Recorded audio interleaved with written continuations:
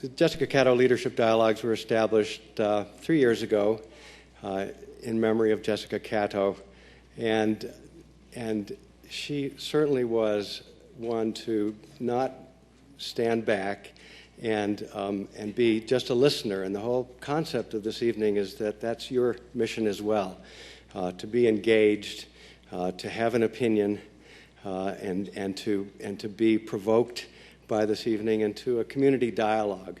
But I might, as a thought, though, suggest that we as a community tend to have strong opinions, and to come to the forum with those opinions, and let's just, for once, practice leaving. Imagine you left your opinions at the door.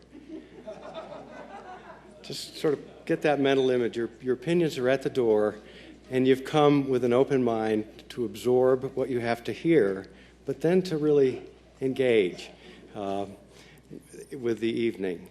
That was certainly Jessica's way, and it's a model for all of us. I wanted to tell a quick story leading up. This isn't the introduction; it's just kind of leading in that direction. And that is that Jody and I had dinner with Stuart Udall about 30 years ago in Elizabeth Pepke's home with her as well. And he had, at that point, was 15 years out of having served for 8 years as the Secretary of Interior. He was still full of that conservationist fire. And during those 8 years, he had doubled the size of the national park system. He'd added over 100 units to that system. One of those units was Cumberland Island National Seashore, and we found ourselves talking about that and wonderful detail that I won't go into right now, but I can go back to that time and pinpoint a source of inspiration that inspired ACES as an organization over these years to go from 22 acres to 532 acres, 4 sites that are allowing us to fully deliver our mission. The quick inside story was that he had to work through a very difficult process with an extended Carnegie family to turn Cumberland Island from a multiple ownership site into a legacy that represented a family. And we found ourselves doing that at Rock Bottom Ranch and at Toklat and at Spring Creek and, of course, Hallam Lake with the Pepke family. And so that inspiration was quite wonderful for us. And part of our mission is teaching about climate change. And a piece of climate change is the story of animals that have to migrate to higher elevations or further north. And we're concerned about that part of the story, but there's another piece of the story that's fortuitous in as much as we're so lucky here in Colorado that the Udall family seems to have migrated north as well from Arizona to Colorado, and we're so grateful for that. And I wanted to introduce our introducer tonight, Nathan Ratledge, who we're so lucky to have had leading CORE, our partner in tonight's presentation, for the last 4 years. And Nathan is off to Princeton, the Woodrow Wilson School, where he's going to be studying and working on an advanced degree in energy and climate policy. And so as I introduce Nathan, I hope you'll join me just briefly in thanking him and congratulating him and appreciating him for what he's given to this community for the last 4 years. That was really, really nice of you. I appreciate that.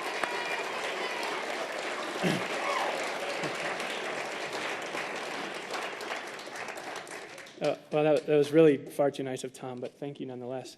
But I am actually pretty excited to be the actual introducer. I've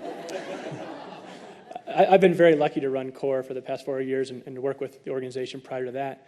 But as many of you know, Randy was our first and longtime director. And with a number of community leaders who are sitting out there tonight, they helped create a nationally recognized organization that has an extremely strong foundation, which we hope we still are building on. Starting in 1994, when CORE was launched, Randy was integral in a series of innovative programs. including helping to negotiate the first wind farm installation in Colorado. He helped develop a green pricing mechanism for renewable energy that's been replicated by utilities across the country. And along with Joni and Stephen Knipe, who I know is out there, developed the Renewable Energy Mitigation Program.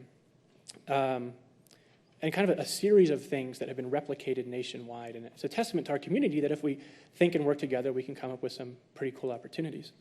Once you get into the national energy and gas conversation, it is significantly more difficult to be individually effective. And that's because the consumer demand and the infrastructure are so ingrained and intertwined with our economy and our culture. But as just as successful as Randy's been on the local scale, he's also done quite a bit of work with oil and gas as one of the co-founders for the Association of the Study of Peak Oil. But ultimately what it takes is a community like this to look at what are the effects of development? What are the potential opportunities for a cleaner domestic fuel source? And how can we conserve in our own lives and as a community? So as Tom suggested, this is supposed to be a community conversation. We're very lucky to have Carolyne Heldman with Aspen Public Radio to be our facilitator. So I would encourage you to raise some points. What are your thoughts? What are your perspectives? But first, please help me in welcoming and thanking Randy Udall.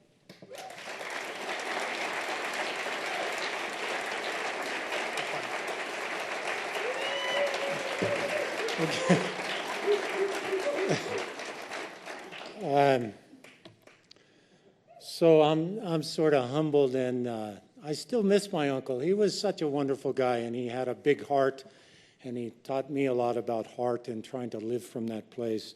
We live inside a landscape, and I think we're happy and proud to do that and celebrate it every day, many of us. We also live inside an energy system, and we live inside a community, and then we live inside a geology, and we less frequently think about the geology. There's a wonderful hike I'd encourage you to do, particularly you hard bodies. Get off Interstate 70 at Palisade and walk up Mount Garfield. You're walking through an entire petroleum system as you climb 2,000 feet to the top of this mountain. And you can reflect on this moment, and you can reflect on the hundreds of millions of years that have taken to lay down these sedimentary rocks. We've lived through something in the last 25 years. In 1986, if you said someday Colorado will be a major gas producer, everyone would have said, well, that's foolish. That's crazy. The state's oil production had been flat for 20 years. Natural gas production in Colorado was less than 1% of U.S. output. There didn't really seem to be any reason to think that Colorado would be a big gas state. And then things happened. And I've spent the last few weeks trying to understand what happened to us. What did we live through? And you don't really understand what you're living through until you can reflect back on it. In the last 12 years, 100,000 wells were drilled here in the Rockies, half of them in just 5 counties, Garfield County being one. And that's the story we know. This is the story we've read about in the paper. But what's the rest of the story? And it dawned on me that the technology that was developed here to unlock our tight sandstones has sparked a global energy revolution, and that oil and gas extraction, with hardly any civic discussion, has now become the dominant land use on the North American continent, and it likely will be for a century to come. Now, what happens when you marry modern technology and human ingenuity with ancient geology? This is what we've lived through, and it's happened so quickly that our laws weren't ready for it, our regulations certainly weren't ready for it, our politics were unprepared. And this is what happens. These are just the shale plays in America that have been opened up in the last 10 years. If I overlaid the coal bed methane deposits and the conventional natural gas that consumes most of the Gulf of Mexico, it would suddenly dawn on you that a sixth of the lower 48, at least 15%, has, for the foreseeable future, been dedicated to the production of oil, but primarily natural gas. And what you might feel about this map really would depend. I had some interesting conversations earlier tonight. James Woolsey, the former CIA director, he would say, "What a gift." Jim would say, "You know, I am tired of American soldiers killing 16 Afghans, because they've served 3 or 4 tours overseas protecting our access to foreign oil." And then someone else might say, "Wow, this is the biggest land grab in American history, and we never once talked about it." So, in effect, we've decided that we're going to harpoon the earth, that one industry will control 10 or 15% of North America, and that industry is politically enormously powerful, and it's hungry for more land. This is a chart of Garfield County gas last year worth about $2 billion. Garfield County, you know, is now one of the richest counties, much richer than Pitkin County. Talked to one of our county commissioners, you know, I mean, they go look in the couch for some coins hidden between the cushions, you know, and John Martin is sitting down there on a $100 million. I don't know what the number is, but this is phenomenal.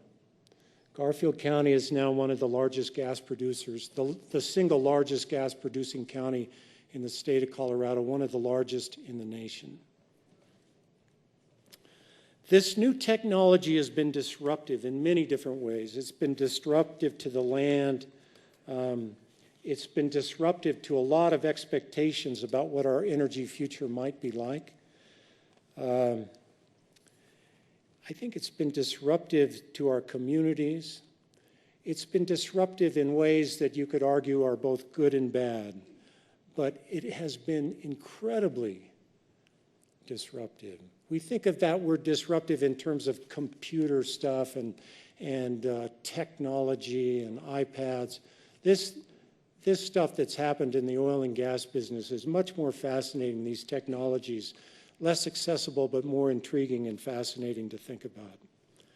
So conventional gas, historically, the United States got 2/3 of its natural gas from 3 places: Texas, Oklahoma, and Louisiana, along with the deep water and shallow waters in the Gulf of Mexico. And this is why when there's a Hurricane Katrina comes rocking through the Gulf in 2005, gas prices can double or triple. And it's also why Inhofe says, when Senator Inhofe says that climate change is a fraud perpetuated on the American people, he's simply representing his state, his constituents, and a fuel. In the 1980s, thinking back 25 years ago, the U.S. natural gas industry was haunted by the specter of depletion. This easy gas, what we called conventional gas, was in decline. And it wasn't for lack of drilling. We were drilling 70,000, 80,000 wells in the early 80s, most of them looking for oil and finding very little, finding somewhat more natural gas. So there was a hunt on, and the government was funding a hunt to find what is shown in red here as unconventional gas. Coal bed methane, tight sandstones. No one at that point had any reason to believe we'd ever unlock shales. And so attention turned to the Rockies. And one of the things that I find so ironic is the Anasazi ran their society, their civilization, for 1,000 years. And they heated with pinyon, and they ate venison and corn and beans and pinyon nuts. And they were living inside. Their shelters were overhung by this cliffs that we've come to call the Mesa Verde Formation. And this is a group of rocks thousands of feet thick that stretch from Chaco Canyon way down in New Mexico all the way up to our part of the world into Utah and north to Pinedale. very extensive and very thick. But these rocks had a problem. There was a major problem with these rocks. As one geologist said, they're tighter than a tombstone. Other geologists say they're tighter than concrete. The gas they held, they were loaded with gas. They were filthy with gas. They were rich with gas, but it was locked up very, very tight. And so the only way you were going to get the gas out of the Mesa Verde Formation was to fracture these rocks, crack them open. Now, you cannot turn on MSNBC, watch Rachel Maddow, pick up Rolling Stone. You can't go anywhere now without reading about fracking. But it has, it's a 60-year-old technology, first used, as shown here in this example, in shallow wells in Kansas, worked quite well. But a truck like this was no match for these sandstone formations that at Rifle, Colorado, are 4,000 or 5,000 feet thick, and under the Roan Plateau, you might have to drill 8,000 or 9,000 or 10,000 feet to get at them.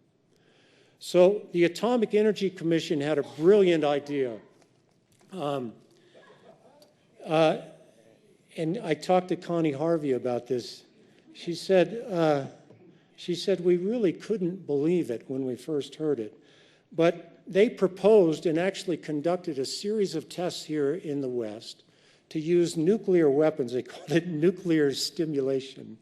And one of them occurred just near Rulison, which is down between Rifle and Parachute. 43 kiloton weapon, twice the size of the one that we had dropped on Japan 20 years earlier. So here are some of the locals protesting this nuclear stimulation. I think Connie's here. She said she even put a skirt on to go to this protest, which is good because I'm not sure I've ever seen Connie in a skirt. And I was struck researching this. What kind of crazy things are we doing now that 40 years from now our kids will look back and say, my God, they had lost their mind? So who's the Steve Jobs of fracking? I'm not sure. It wasn't a technology invented by a single person. A lot of engineers had a hand in it. But two people really come to mind. This guy, Bill Barrett, he unlocked the Piceance sandstones here in our backyard. Everybody who's worked with him describes him as a prince, a gentleman, a genius, a loving man. The other sort of prominent personality, or another one in this whole story of hydraulic fracturing, was this guy, George Mitchell. And his engineers kept coming to him saying, you're wasting your money. He said, I don't care. Keep trying it. It's got to work. Damn it, try it again. And if it doesn't work, then we're going to try it again. He was working in Texas, the Dallas-Fort Worth area. So the Piceance Basin, just a little quick hit on geology. Historically, oil and gas guys had been searching for things like this. And Rangeley, if you drive through Rangeley, you're searching for little discrete pockets of oil and gas. There are lots of dry holes because these things tend not to be very big. But here in the Piceance, we have stretching for not just tens of miles, but hundreds of miles, what's called a continuous gas accumulation, thousands of feet thick. When you're looking for this conventional stuff and you hit water, you go uphill. Here, if you hit water, you drill further downhill. And geologists are still arguing exactly how this works. But it had this geology has kind of determined a lot of technology, and the technology in turn has determined sort of our energy future in an ironic way. By the mid-'80s, Bill Barrett was successfully drilling into these sandstones, these Mesa Verde sandstones here. People sometimes ask, well, what is the original source for these hydrocarbons? And typically, worldwide, they're coming out of a shale. If you drive between Brush Creek and Aspen, you pass shale bluffs. That's Mancos Shale. This layer is 3,000 feet thick, in some places 4,000 feet thick, in some places 5,000 feet thick. And we've just now, in the last few years, drilled the first horizontal wells through the Mancos Shale. We're still not sure if they're going to be commercially viable in our part of the world, but it's quite intriguing that we're now doing that. This technology that Barrett invented here to unlock the Piceance tight sands quickly spread north to Pinedale and the Jonah field. The guy here on the left, very interesting guy. He was a paving contractor named Neil McMurray. And his motto was press on, get up early, and stay late. He hated unions. He drove a red Cadillac. And he paired up with a very brash geologist from Brooklyn, the guy on the right, Ed Warner. And Ed is a fascinating guy. His whole thing is life's about risk, no guts, no glory. And together, these two guys unlocked the tight sandstones of the Jonah field. Now, this field is about 60 miles north of Rock Springs at south of Pinedale, and it was the largest single treasure trove of mineral wealth we had found anywhere in the United States since some of the great gold and silver strikes of the 1890s. There was worth of natural gas per square mile here. And this was the field that first gave us a look at what we were facing, that first said, hey, this is different. This is different. There's something different about this because, of course, we've been producing gas in Texas for a long, long time. But in a conventional gas reservoir, 4 wells could drain a square mile. And here at the Jonah field, they're going to end up drilling 100 per square mile. Where is that? It's about 65 miles northwest of Rock Springs, Wyoming. The Wind Rivers are kind of in the background here.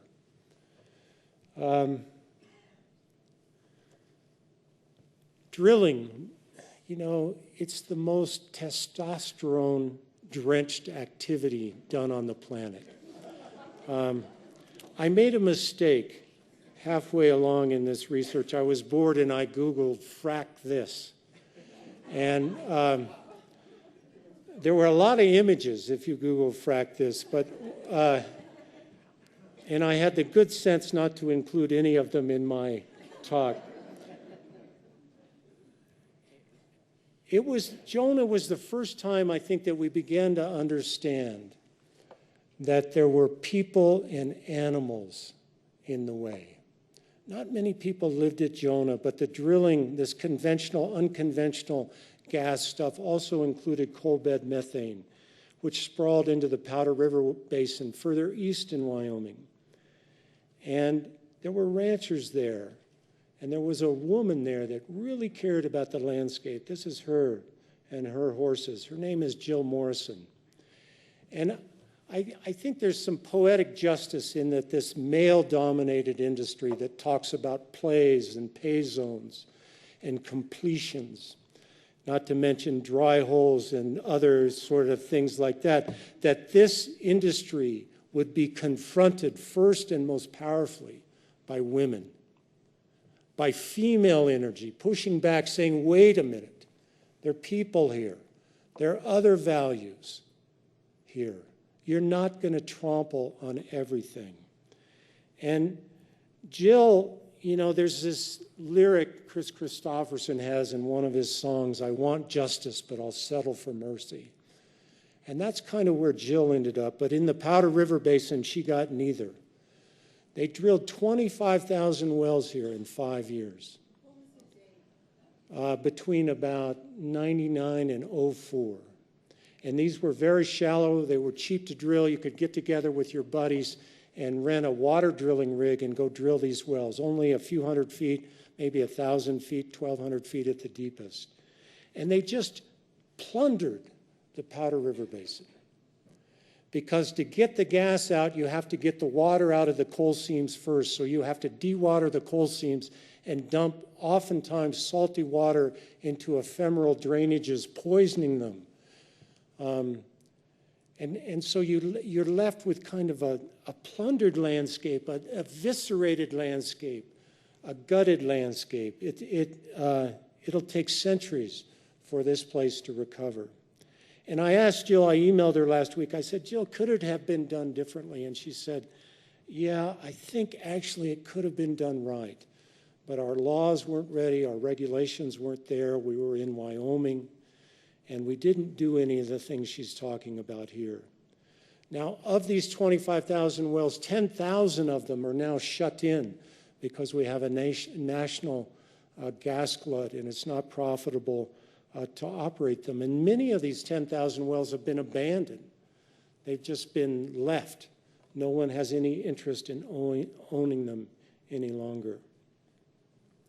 So this same pattern, this same land use pattern began occurring in Garfield County, also in the early 2000s. And it was clear now that if you were going to need 60 wells per square mile or 100 wells per square mile, that somebody finally put two and two together and sort of read and concluded, you know, holy moly, that's a cluster bomb. You're talking about the densest well spacing in the world. And local groups, the Grand County Citizens Alliance formed to say, what are you guys going to do about this? You cannot have a well pad, 2-acre well pad, if you're going to drill 60 wells per square mile. You've got to drill more wells from a single pad. And so the call went out for directional drillers. And that's when I got to meet Charlie Brister. This is a wonderful human being. He comes through Glenwood occasionally, and we'll sit in Denny's and eat a hamburger. He's usually exhausted. He's been up all night. These guys work 24/7. They work 10 days on, you know, a week off. They work nights. They work days. It's draining. It's exhausting. And he turns out to just be, oh, God, what a fine human being. And so I'll send him weird email questions. I asked him, I said, Charlie, you know, when you guys strike oil and gas, what's it like? What's it feel like on the rig? And he said, he wrote back one time, he said, the belief that hydrocarbons are a product of the life force is very common on a drilling rig. The smell of crude is like a perfume that evokes an ancient memory, something from our prehistoric life. Geologists, when they talk about the Piceance, they often say, you know, the Piceance is like a deep bowl, a few thousand feet thick, filled with potato chips. And these are sandstones. They're very discontinuous, and they're actually much smaller than shown here in this diagram. The good news is if you drill down, you're not going to have a dry hole. You're going to intersect some pay just about anywhere you drill.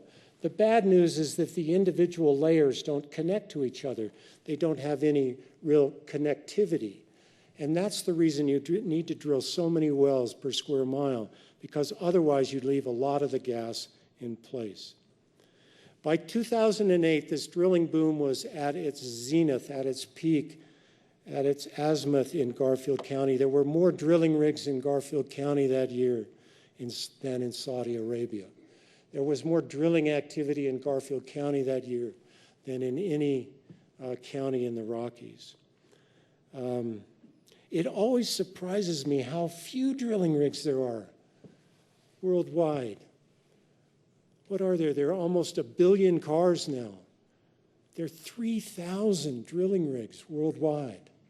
Only 3,000. And 2/3 of them are working here in America. You know, we talk drill, baby, drill. We've been drilling since you were a baby. Three-quarters of the oil and gas wells in the world are in North America. I mean, this continent has been unbelievably generous with oil and gas. And a woman got thrown in between the people and the animals in Garfield County and the industry. And she's another of my heroines. Her name is Judy Jordan. She lost her job. She was fired a bit more than a year ago. And in hindsight, I think it was an impossible job. Judy is a lawyer. She's a scientist. She is whip smart. She's worked as a groundwater regulator east of the Mississippi. She had also worked for DuPont, so she had been on both sides of the table. She knew what society's expectations of a large industry were. And she knew the interplay between regulation and profit. And then she came to Garfield County, and she found herself wondering, why are these guys exempt from so many laws? the Clean Water Act, the Clean Air Act, the Superfund Act. Why have they just been cut loose? And talking with her, I said, you know, Judy, is this a dirty industry masquerading as a clean one? A greedy industry pretending to be patriotic? In 2008, after the financial panic, drilling collapsed, but then almost instantly rebounded. And it changed. Colorado's in orange here. And so it rebounded in Colorado, but the exciting new thing, this is a shale play in North Dakota called the Bakken Field, where crude oil production, using this same suite of technologies, has increased in North Dakota from something like 80,000 barrels a day 10 years ago to over 500,000 barrels a day today. Now, Charlie is working, that driller I told you about, he's working in the Bakken Field, and the pay zone there is about 12 feet high in many places. And so his job is to come down vertically 7,000, 8,000 feet and then go horizontally for a mile, but keeping a drill bit within a 3 feet, the top might be here, the bottom might be here, 10 feet lower. He's got to run a drill bit down like that for 5,000 feet. This is alchemy. I'm not even sure it's technology anymore. This is wizardry. This is genius. This is it's bravado. It's unreal. So shales. Shales are like a cute girl that you would never be able to date, because, or a really hot guy that would never look your way. Shales, geologists had always known that these were the source rocks for all the oil and gas on the planet.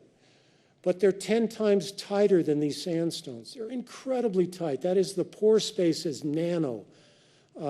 It's just, there was no way that economically that you could drill into these things and get any commercial volume of natural gas or oil out of them until about 10 years ago. And this is what George Mitchell figured out down around Dallas, that with fracking and horizontal drilling and really good geologists, that you could figure this out, that you could unlock shale gas and shale oil in volumes that you could hardly imagine. Just a quick estimate, there's probably, look, if Wall Street's going to destroy wealth, then somebody's got to create it. And there's probably $50 trillion worldwide of oil and gas, previously inaccessible oil and gas, that's going to come out of global shales over the next half century.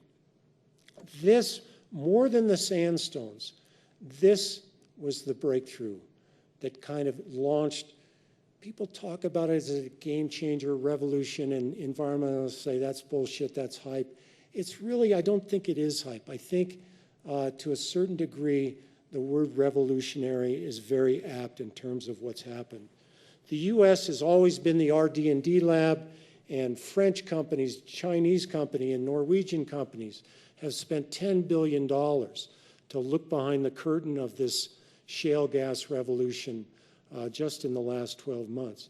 And these companies aren't slouches. You know, the Norwegian company Statoil is one of the most talented and smartest companies in the world.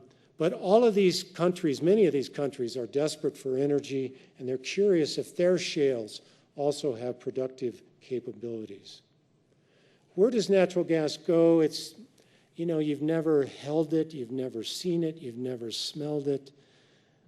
You spent $700 this year on it to keep your house warm for 3 or 4 months. It's this beautiful servant. It's invisible. It's patient. It's very versatile. You can grill a steak with it. You can heat the water for your shower. You can run a power plant. Raft is talking about converting or buying new natural gas buses. It'll do just about anything you want. The American appetite for this stuff on a per capita basis is about 200 cubic feet per person per day. The burn rate here in the US is just like anything else that has to do with energy, is phenomenally high. It's equivalent to about 11 million barrels of oil each day. We're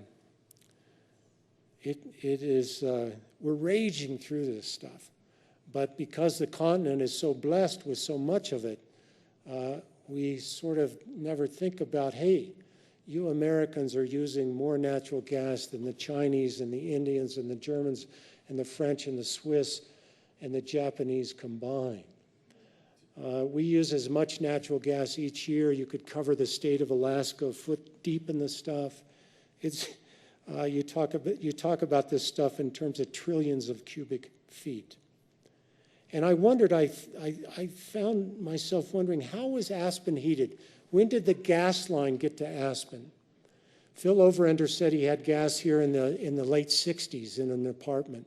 So maybe somebody else would know, but did it come in the early 60s? I don't think it was here in the 40s, but I'm curious how we heated this city before the gas line arrived and how we might heat it sometime in the future, either when gas becomes short or when we conclude that we can no longer burn it or should no longer burn it because of climate change. Around 2000, another big thing happened on the demand side. Millions of Sunbelt homeowners decided to install central air. And utilities were desperate for new generation capacity. And GE figured out how to take an airplane engine off a jet aircraft and modify it for gas production. And then you could do something at the back end of it called a combined cycle, get very efficient conversion of natural gas to electricity. And in a 2-year period, we bought $150 billion worth of these gas turbines, largely to run air conditioners, but also to serve, other growing consumer uses of electricity in the home. We were lucky in Colorado, we had a rare politician. Our current governor is recording PSAs for public service announcements for the gas industry, telling us that hydraulic fracturing has never polluted any water. But Ritter, and I don't actually think Ritter knew what he was doing. He knew what he was doing, he knew what was right, but he didn't know how brass-knuckled the gas industry is. These guys are lords of the universe, and they play hardball. When you tell them they're going to play in the sandbox more politely, they say, screw you. They're not used to ever being upbraided. They're like spoiled children in a way, because most of their activities have taken place out of sight, out of mind for a long time. And they are convinced, and sometimes am convinced, they view themselves as doing something very patriotic and generous and meeting human energy needs. And you can't argue with them about that. But Ritter was willing to argue with them about these things. If we're going to have a gas industry in Colorado as large as it's going to be, we're going to take care of wildlife, we're going to have master plans, we're going to have directional drilling, we're going to do some things that make sense in terms of the long term. And he won that battle, and he won it in part because gas prices were high, they were strong, and the industry had enough profit margin. They were making enough money that they basically, at the end, we cut a deal. And it was a pretty good deal for Colorado.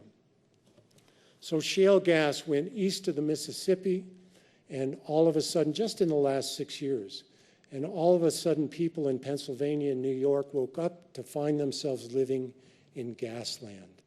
And they began learning about split estate and this strange provision of English common law that says one person can own the surface and another person can own the minerals underneath your house. Now, since 2010, just in the last 24 months, shale gas production in the U.S. is providing more new energy than Prudhoe Bay did at flush production. It's astonishing. And it's created this enormous gas glut. It's probably saving you $200 a year just this year in terms of your gas bills, because the price of natural gas has collapsed and drilling has slowed dramatically in Garfield County. So here we're revisiting that earlier graph I showed you. Unconventional gas has ridden to the rescue, has saved the day, and is now 55 or 60% of all the natural gas produced in America is coming from these things that 25 years ago no one ever imagined would arrive in such abundance. So with this glut, we've also had a glut of hype. Natural gas is in Obama's State of the Union speech. We've got 100 years of it, the president says. And it's true, we have more gas now, certainly much more than we thought we had 10 or 15 years ago. But it's useful to stay grounded. In the next 25 years, we're going to produce $1 trillion of shale gas and $1 trillion of tight sandstone gas. But at the same time, we're going to spend $10 trillion on imported oil. And the Wall Street Journal, they talk about America on the verge of becoming an energy exporter. And Phil Verlinger, who lives here in Aspen, says we ought to join OPEC. It's insane. You know, it's absolutely insane. We export a little diesel, about 1 million barrels a day of diesel and gasoline, of crude oil that we import to our refineries and refine and then export. But to say a country that's still importing 8 or 9 million barrels a day, to say that we ought to join OPEC, it's like, and it causes me to think about what is it in our psyche, in our culture, what is it that resonates so much with this idea of a glut? There's something here psychological. You know, it's David Brooks, the New York Times columnist, talks about paradise divide and this paradise spell that often comes over Americans. The most intriguing local thing going on, I think, right now, locally, is the Thompson Divide Coalition. So a decade ago, 220,000 acres west of Carbondale were leased for $2 or $8 an acre. Unbelievable. And now many of these leases are going to expire next summer. And so a group of people, Judy Fox Perry, Will Perry, Marge Perry, a group of people down valley, some of them up valley here, are wondering if we can't claw this land back. It's on the edge of the Piceance. It should have never been leased. It's not very productive. The wells here would be very damaging. It's rugged terrain. It's a place we should have drawn the line 10 or 12 years ago. But we have this archaic system in the BLM where anybody can nominate land for leasing, and then oftentimes it goes up for lease at these ridiculous prices. I'm just going to guess about what the future holds, looking ahead. We'll need at least 500,000 new wells by 2040 to keep gas production level. I suspect that the East Coast, the regulators back there, will bridle the dragon and tighten gas industry regulations.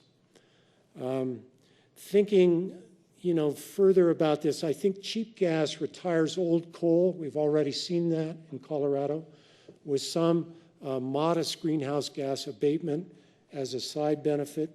And it creates headwinds, at least right now, headwinds for nuclear, wind, liquefied natural gas, and gas from the Arctic. In the Piceance, Encana brags in one of their investor presentations that they own the Piceance. And it's true. These three companies own a chunk of the Piceance, the mineral rights there, the size of Yellowstone National Park. And when you fly with Bruce Gordon, who shared some of his photographs with me at EcoFlight, and you fly out that way, you're just stunned by what's happening. Much of it you can't see from the interstate. So we've got 15,000 wells in Rio Blanco, Garfield, and Mesa County right now, perhaps 50,000 total by 2060. Much more drilling, but perhaps at a more moderate pace because sandstones are now disadvantaged compared to shales. Everybody comes with strong emotions, and I ask myself, how do you think about this? We've lived through it. How do you think about it? And a guy on a drilling rig might say something like this, look, Each rig has to meet the needs of 150,000 Americans. We're working 24/7 to do that.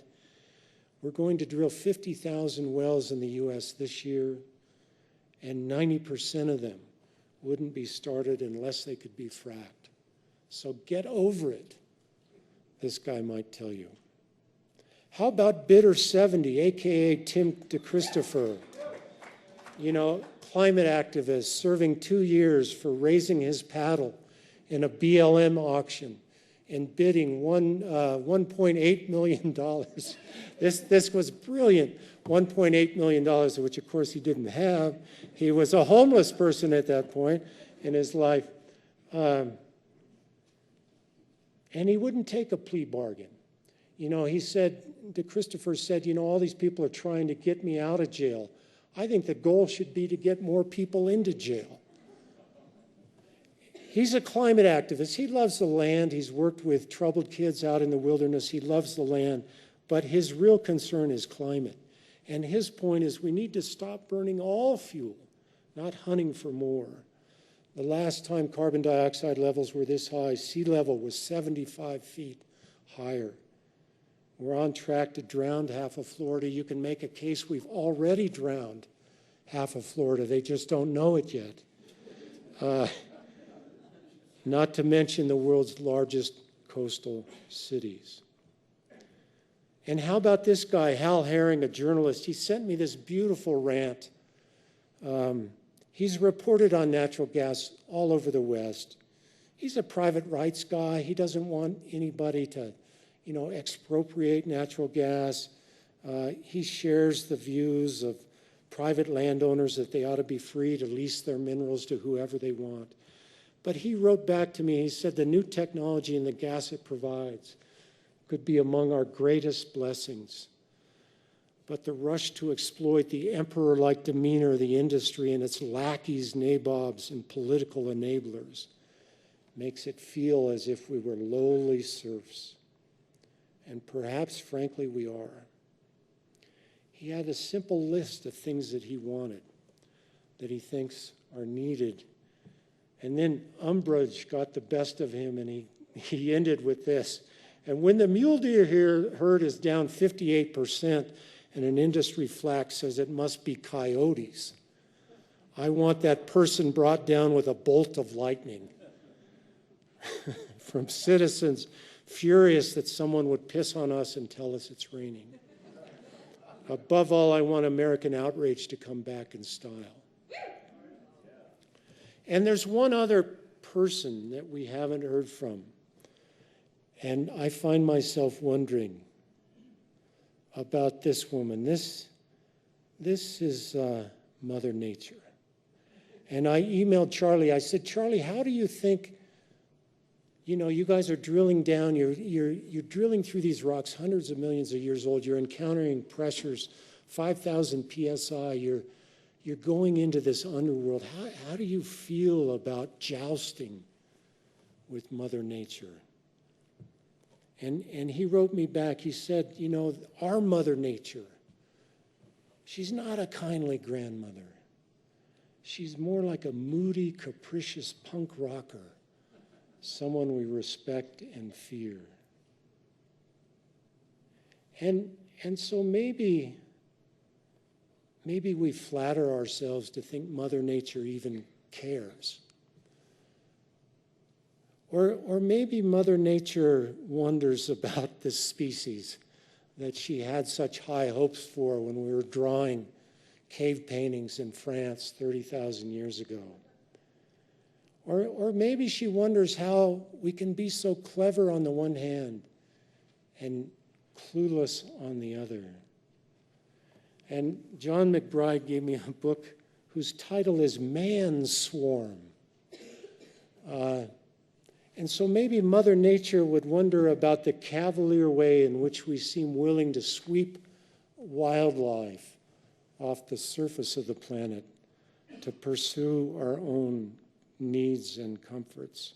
I'm not sure what she would think. And that's perhaps a good place to end, because I'm very curious what you think. So thanks for your attention tonight.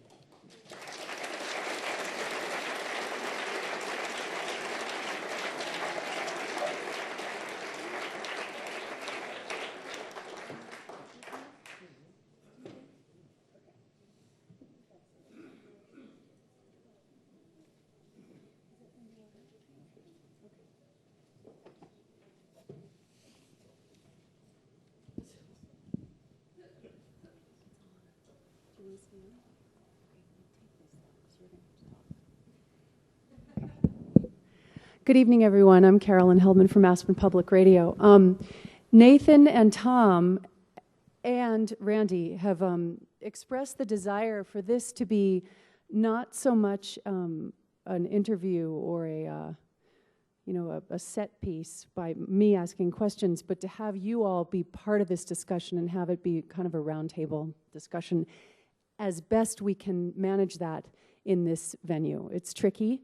And Grassroots is covering or capturing this, both audio and video, and Aspen Public Radio is also capturing it for later broadcast audio. So unfortunately, we are going to have to ask you to come to the mic and participate with us, but be mic'd.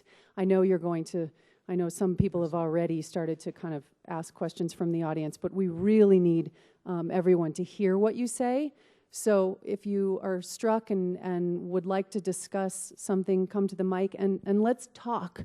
Randy has asked that it not even be, so Randy, what do you think of this? He'd like to have dialogue with all of you. So if anyone wants to get it rolling, I will start if nobody is ready. But when we look at there's another mic over there. Yeah, there's mic here, there's mic there. And if you don't want to get up, just shout and I'll repeat the question if necessary. With all the rigs and the drills that have been set up in Garfield County right now, what happens to them when they're unproductive? How long does a typical drill stay there, and what happens when it's done? So I need a lot of people down here at these mics. I know you guys have strong feelings about this because I talked to Georgianne and she said, I'm tired of importing oil.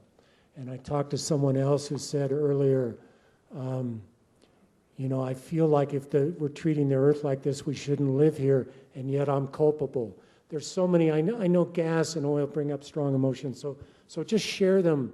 Let's share them amongst ourselves because I think all of these perspectives are useful. So there are only 20 rigs working in Garfield County now. Many of them have gone away to other places where they can make more money, basically. Some places east of the Mississippi, and many of them are going after the tight oil, the shale oil, not our oil shale, but shale oil.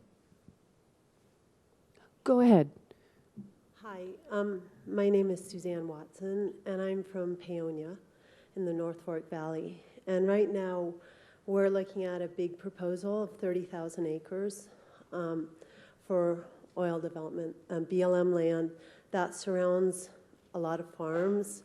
It surrounds the towns of Hotchkiss, Paonia, and Crawford, and it's on the scenic byway. It's really distressing to so many people because so many people over there have tried so hard to be sustainable with their lifestyles. A lot of people grow food for Aspen. A lot of people are doing the best they can to limit their energy needs, and this is happening despite that. My concern is I've been looking at the resource management plans. This is all on BLM property. There's a little bit of split estate, like 800 acres, but a lot of it is on BLM. So it's governed by the BLM resource management plan. And there's an environmental impact statement that's developed when the resource management plan is put into effect. Our resource management plan is from 1989. And BLM seems to think that this is a very well-studied form of extraction, the gas and oil. But it's unconventional extraction. And what they were looking at with those resource management plans, none of this was perceived at that time. I've been researching a little bit to find out a little bit more what these plans are about. And for instance, the Grand Junction Field Office, their plan is from 1986. And I think there's another one here in western Colorado whose plan is from 1984. I just think I don't understand how they can be going on such old plans. It's poor management. And a lot of these plans are being revised at this point. And they've been in the works for about 2 years. In about 2 years from now, we will have new resource management plans for many counties and many areas in the western Colorado. and it comes with a new environmental impact statement. But my, where was I going with that? So this is great. So you Yeah, guys, but it's let me not just great. say- It's great because you need to get with the Thompson Divide people. Yeah. You have to draw a line. We never had the laws, the regulations, the understanding of what was coming. The beauty of the North Fork Valley to me has always been, I can envision that valley run. I can't envision this valley. I can envision that valley running for 1,000 years. Yeah. You know, you guys have your cider, your hard cider, you have your coal mines, you have beautiful agricultural productivity, you have cattle ranching, you have a stream, It's you very have water. balanced. You can go. You guys are good to go for 1,000 years, but you have to draw a line. Yeah. And so hundreds of people have showed up at these meetings Yeah. there. I remembered what I want to say. When you think of that, tens of not hundreds of thousands of dollars of taxpayer money that the BLM has been using to put these new plans together, and yet they're willing to discard that information and go with the old information that they have, I just think it's appalling. I mean, as taxpayers, I think we should be outraged. Anyway, thank you. Thank you. Okay.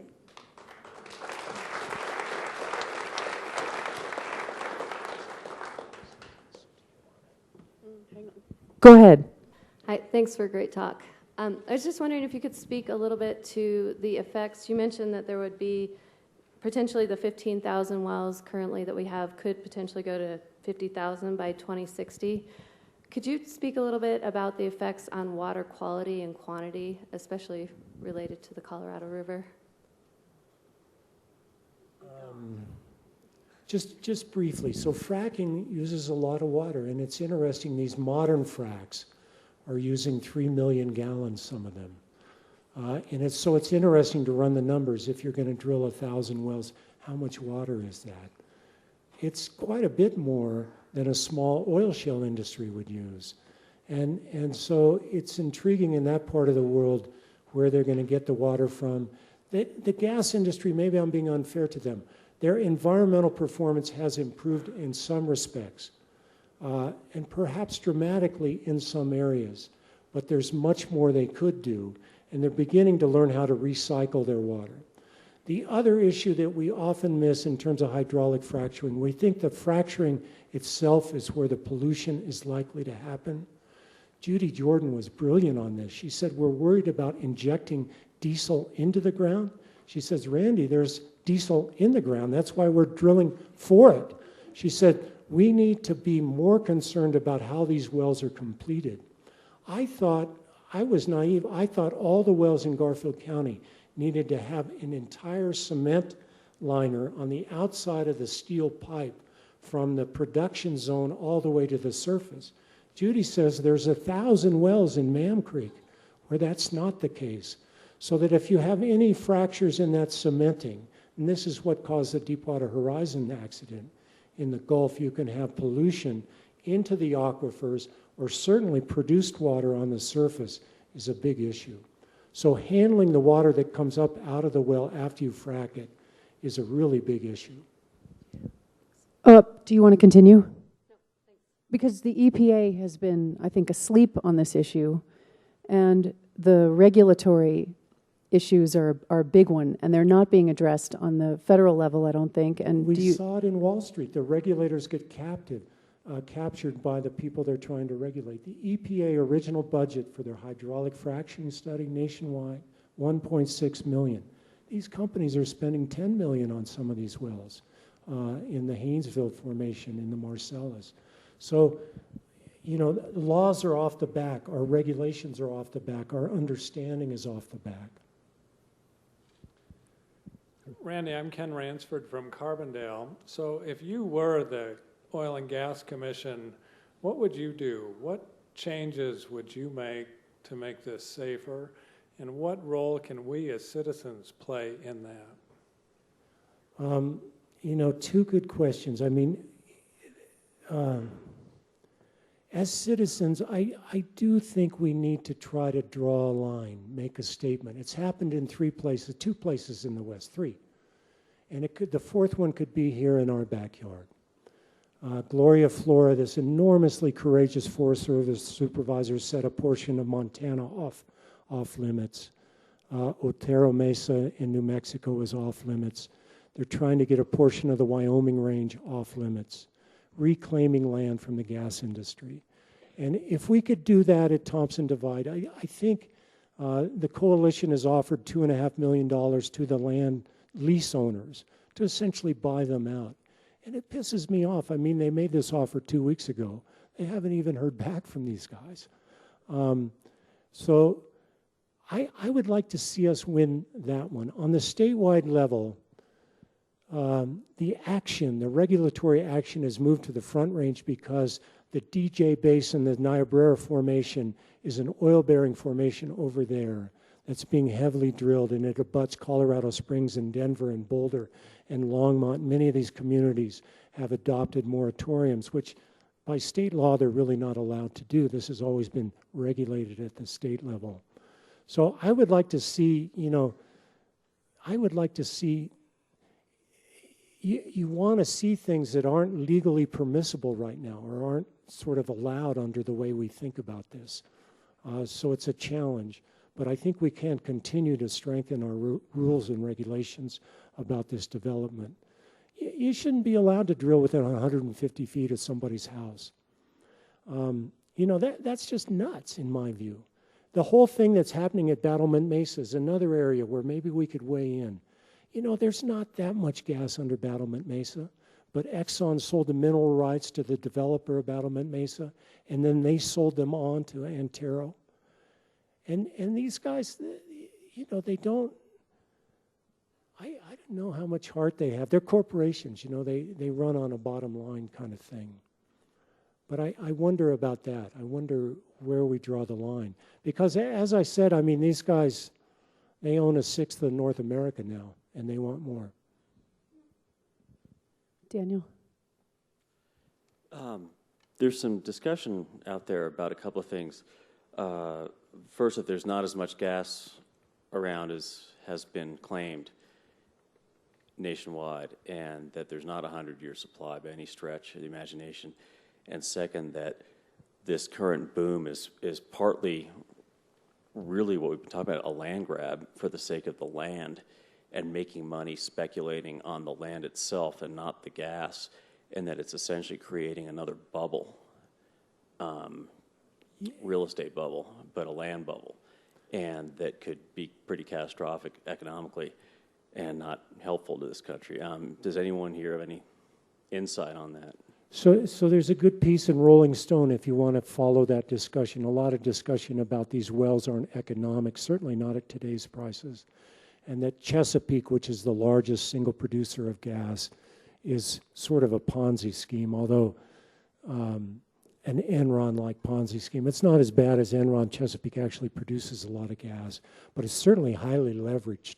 So the internal affairs of Chesapeake, but the way Chesapeake has been making the numbers work is by selling shares to these foreign national companies that want to look behind the curtain and see what they're doing.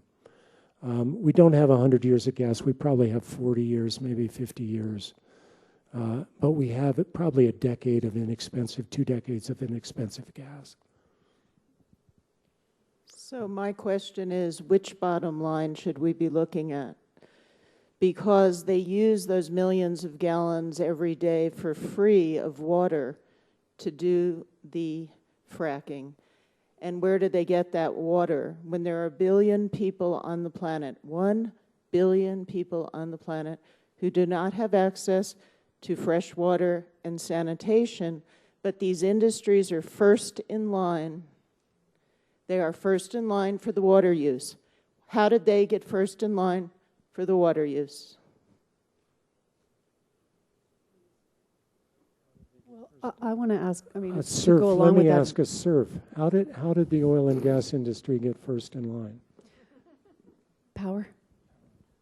Money? They paid for it. They bought it. Archaic mining laws. I mean, we're still running under the 1872 mining law. Yeah, nothing these industries, I see my friends Roz and Tom, and I'm probably appalling them. Nothing they've done is illegal. I love meeting people from the oil and gas. They are wickedly intelligent and enormously patriotic. They're giving. If you're stuck in a ditch out there in the middle of winter, they'll haul you out in a minute.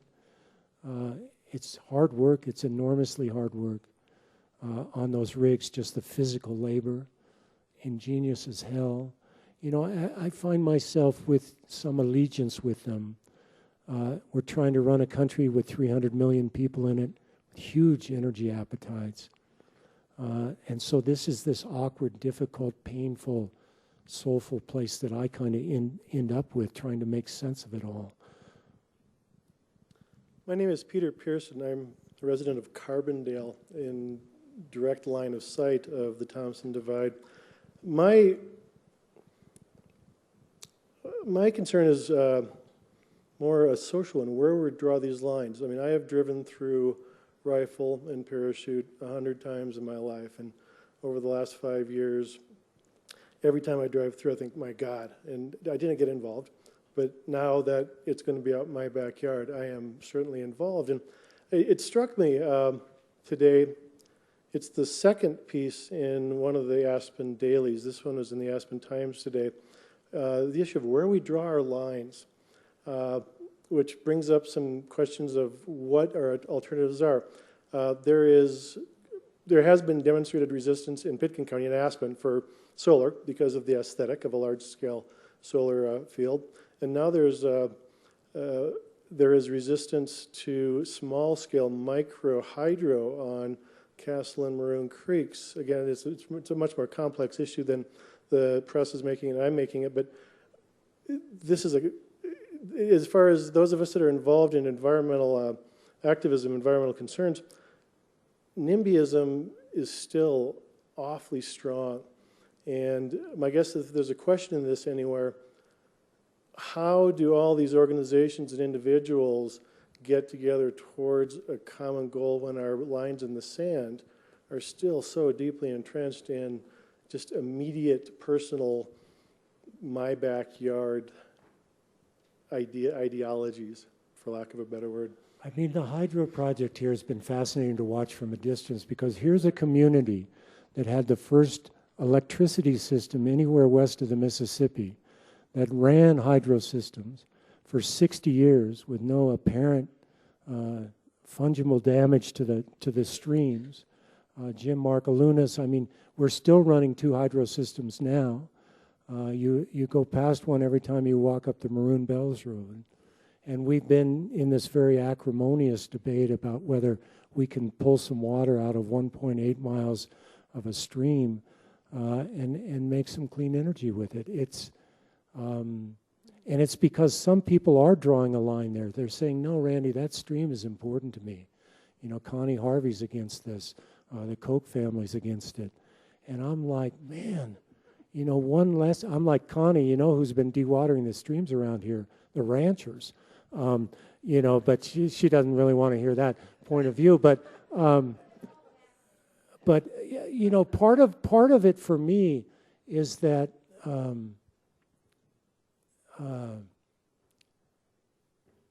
you know, one thing we haven't learned, and it touches on this climate thing, that the land is more resilient than the atmosphere. That these changes, putting 80 million tons of carbon dioxide every day into the atmosphere, that these changes are enduring. We are talking millennia, the changes we're making. And the miners came here, they heated with wood, they cut all the trees down. You know, there were a lot of deforestation, but the land has healed itself. These changes we're making to the atmosphere, they are in a human time scale. They're sort of perpetual. Randy, thanks. Rick Heady. I certainly agree with you that we use a lot of carbon for our American lifestyle. We have, as taxpayers, subsidized the fossil fuel industry for decades, several $billion a year. And on the books of the largest oil and gas and coal companies, there are now more proven reserves than scientists think we ought to emit to the atmosphere over the next several decades. Already proven reserves, let alone new additions to proven reserves from tight gas and shale gas. And I'm wondering where the breaks come from. And I don't think we can count on public outrage from climate change or other environmental issues enough. And I'm involved in an effort to explore the notion of climate accountability by fossil fuel producers and potential legal strategies to make the fossil fuel industry be a bit more aware of the potential liability and cost and risk of business as usual, which is to extract these resources and profit from them by selling them to consumers who are more than willing to buy them. And I'm wondering where you see the best leverage for applying some brakes, not just in terms of residential efficiency or better behavior, but on a societal scale. We've failed to do carbon trading. What do you see? The political failure, John Katzenberger called me and we talked about this and batted this back and forth. I mean, so Rick, elaborate just a bit so people understand. You're quantifying how much carbon Exxon and other large oil and gas companies and coal mining companies are taking out of the earth and putting into the atmosphere. And then, are you quantifying the damages? What's your next step? We're not yet quantifying the damages. They'll be pretty obvious over time. We know that there will be damages, perhaps in the hundreds of trillions. We don't know that yet. What we're doing so far is quantifying the carbon emitted by various corporate and national energy companies over time. And at some point, when the science over the last several decades has become more and more solid, we'll decide which year culpability starts to arise for the entities that have misled the public and denied the reality of climate change.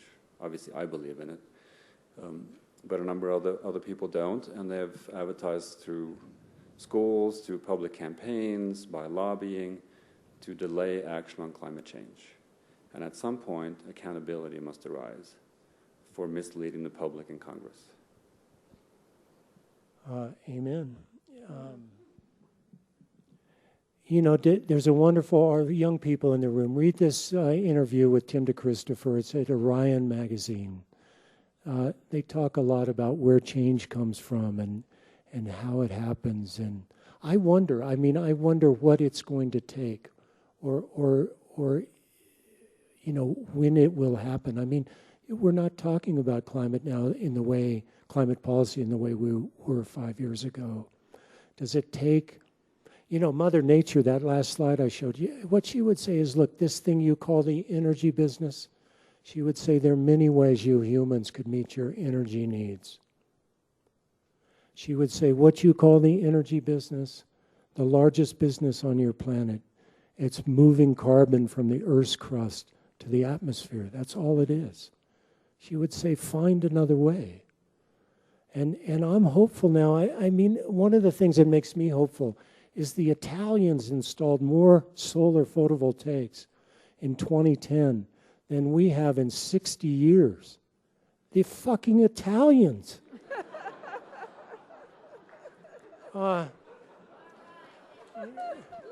Joni, I'm sorry. I'm sorry, Joni. But my God, you know, and one of the things that it takes some leadership, and it takes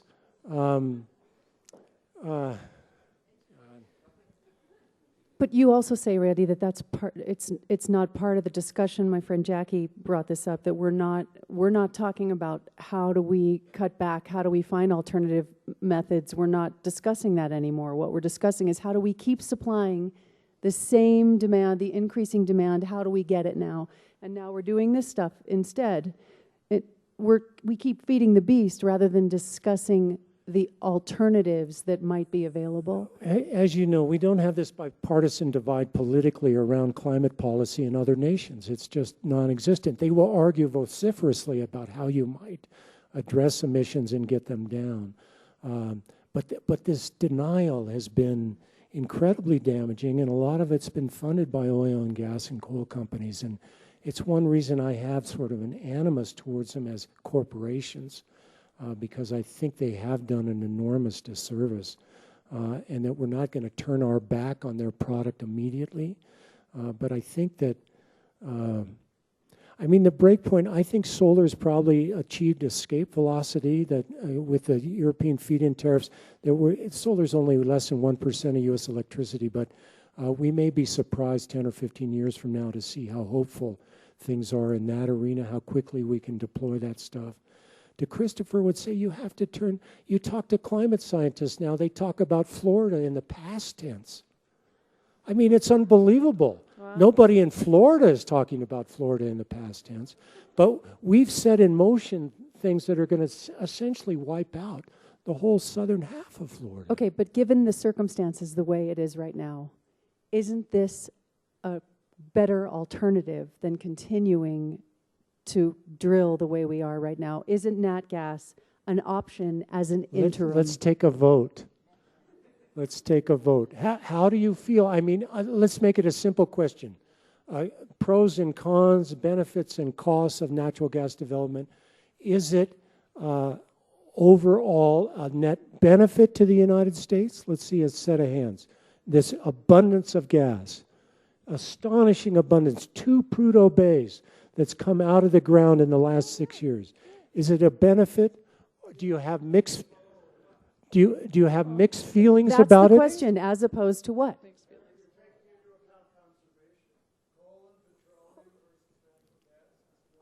It's a no-brainer, he says. Gas is better than coal and petroleum. Right. How many of you think really regret what's happened, wished we had not found these technologies? It depends. How do we? This is the wrong question. You have right, another that's right. question. That's not you because ask a question. Because you're pretending that that's a vacuum, that we aren't coal and Okay. dependent now. So given that we are, this is an alternative that we might consider. I'm glad we shut down a lot of coal mines and are moving them to natural gas, although it doesn't solve the climate problem. I'm glad RAFTA is thinking about running some of their buses on natural gas. Over here. Oh, okay. I'm Suzanne Farver, and that's great because I was just overblown by the last conversation, and you segued into the question I wanted to ask, which is natural gas is really, well, Tim Wirth is one of the people touting that this is the bridge to renewables, if you will. But how can we make that manageable? How can we control the pollution, the water pollution, the land pollution that you've described to us this evening, and the fact that the EPA doesn't regulate some of the fracking chemicals that are used. They've been exempted. So we've got these policy problems that we're all wrestling with, but I guess my question is there another way to get around that through industry? Is there a way to make industry be more transparent without the policy? I don't know. So come tell us about your discussions with the industry, just briefly.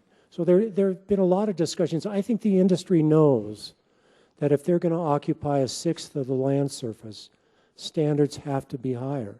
And there are lots of ways they can improve the way they're doing things. Joni was at a well site where they did a green completion, kept a lot of natural gas out of the atmosphere. Do you want to briefly do a quick? I'm Kevin Ward with the Aspen Strategy Center, and for 4 years we have been pursuing this best practices tack because we decided from the science that natural gas for climate change is better than the status quo of dirty coal and petroleum. So he said, given that, how do we maximize the quality of the extraction? And we got Bobby Kennedy and Bill Ritter and Tim Wirth and all of the environmental groups, Michael Brune, Sierra Club, everyone in the same room with the natural gas CEOs, in the same room with the Department of Energy, with Bill Ritter and Tim Wirth. And we said, okay, as environmentalists, we are willing to entertain the idea that natural gas is a necessary bridge to renewables, and this is going to take place over a certain period of time. We don't trust you guys as far as we can throw you, but we have to come to some kind of an agreement here where the Venn diagrams overlap, where we can get the natural gas out of the ground, but do it in a responsible manner. And this started a series of about 7 meetings which ended up at the Department of Energy with Steve Chu and, well, it was the same group. It was environmentalists, it was the natural gas CEOs, it was MIT engineers and specialists. And we came up with what has now been published. It's a 90-page recommendation from the Department of Energy on best practices. And it includes pooling and unitization. For example, when a natural gas company comes to a town and they're so desperate, they say, hey, you can drill in my backyard, you can drill my swimming pool. They say, well, no, actually, we're not allowed to drill until you 80 people agree to pool, and we're going to drill 1 well, and you can get with fracking and with horizontal drilling, you get 36 actual wells that go out 4 miles. So you can get sort of a 16 square mile radius off of one drilling site. And what this would do is, the numbers we saw up on the slides, I don't know if that presumes that type of drilling or not, because you essentially cut the number of wells by 36 per area. So you have to protect communities from themselves, essentially, because if you have desperate people who want the money and they'll give it away.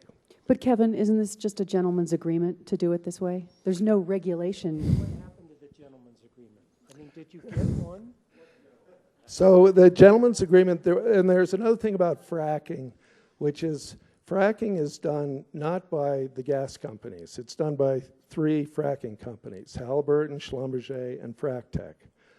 We got the natural gas CEOs at a sort of dinner where we had Schlumberger there, and we said, okay, how about you guys, since you subcontract this out to these vendors, you refuse to use a frac vendor who doesn't reveal what's in their stuff. And Schlumberger, the guy said, God, that'd be great. We can, because, you know, Halliburton, Dick Cheney, they'll never tell anybody anything. We can grab 80% of the market. We'll do it, you know. And we had several natural gas. Well, who was it, Jackie? Who do we have there?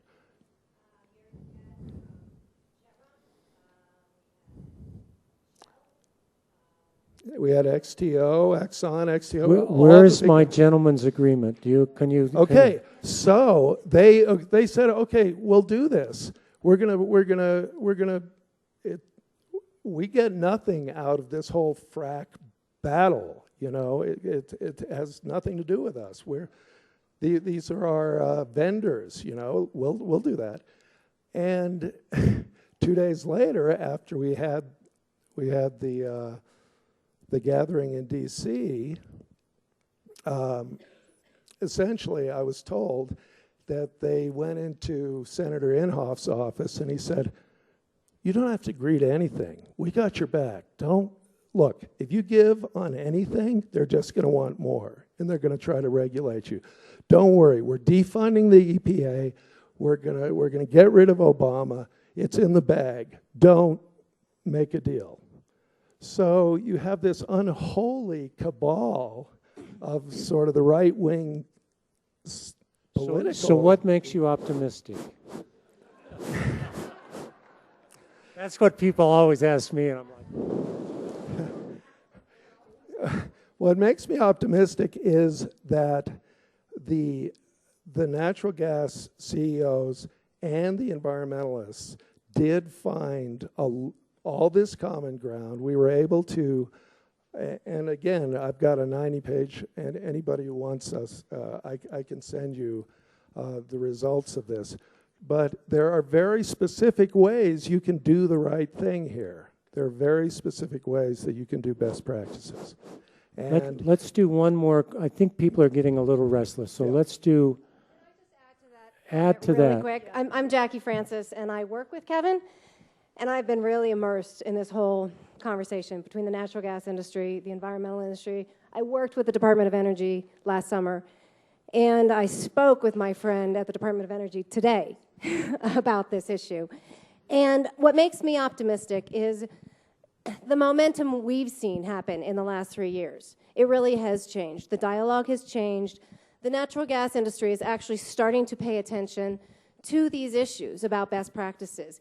And, you know, the big reason I got involved in this whole thing is because what we're talking about is coal and oil, and is natural gas better? And I believe we can make it better, and ultimately we want to go to renewables. That's where I came from. But I've seen the momentum change, and I've talked to people who were very optimistic about Jackie, this issue. you believe in the bridge, and it's interesting to me if we believe in this idea of a bridge, that Colorado is a beautiful place to do a test case. 2/3 of the gas we produce in Colorado is exported to states that will never send any of it back to us or any other form of energy. And so you could conceive of a western Colorado where we were running CNG vehicles and CNG buses and had natural gas power plants here, that we were on top of the world in terms of capturing fugitive emissions, that we had the cleanest industry and the best wildlife protection, and we're recycling all the frac fluids, that we were setting the standard for the Rocky Mountain West. I mean, you could think about, if we've got 40 years nationwide, we've got many hundreds of years here in the Piceance. Less than 1% of the gas coming out of the Piceance is used in western Colorado. So a solar hot water heater on my house, because in America only 1% of our hot water is heated by solar. Now, why can't the legislatures who fracked and jackhammered 100,000 wells think before drilling and say, how many wells would we not have to drill if we had a policy in our legislatures that said, let's have solar hot water heat, create 99% more solar hot water heat in America with natural gas backup, of course, for those cloudy days. Right. And why can't we have a double, win for the solar hot water industry, and maybe we wouldn't have had to have the fights over the wells in Thompson Divide, and maybe we wouldn't, the state of Wyoming wouldn't have been jackhammered up if we had had creative thinking. So there's a couple of threads here that I think are interesting. One, and this is where the Turnbulls and the fails, you got to produce something. To be in America now and not be producing something, whether it's a garden or beef or granola you're sharing with your neighbors or hot water or solar electricity, is sort of ethically bankrupt. You've got to become less of a consumer, more of a producer of some valuable product. The solar hot water thing is fascinating because I'm a huge solar fan. Gas is just, Rick Heaty. I mean, there's 60 million gas heaters in America that heat domestic hot water. They've all got an uninsulated flue right through the middle of them. They lose about half the energy, almost half the energy you put into them. So it's symptomatic that this stuff has been in such abundance. It's been such a gift. It's been so cheap. I mean, you buy gas now, you're buying a year's worth of work for like $8. As much work as a grown man could do in a year for $8.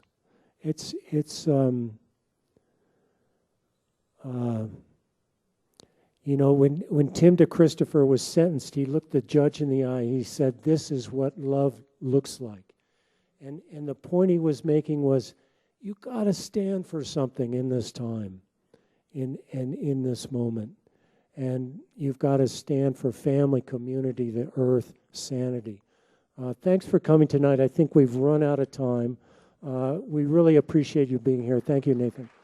Thanks to CORE and to ACES, and I would remind everybody to vote in November. You have your chance to be heard by voting.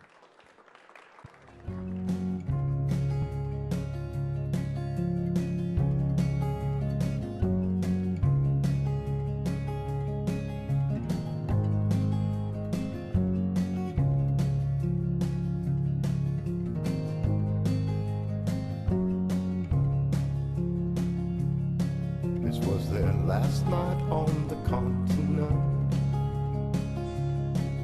The production was shutting down.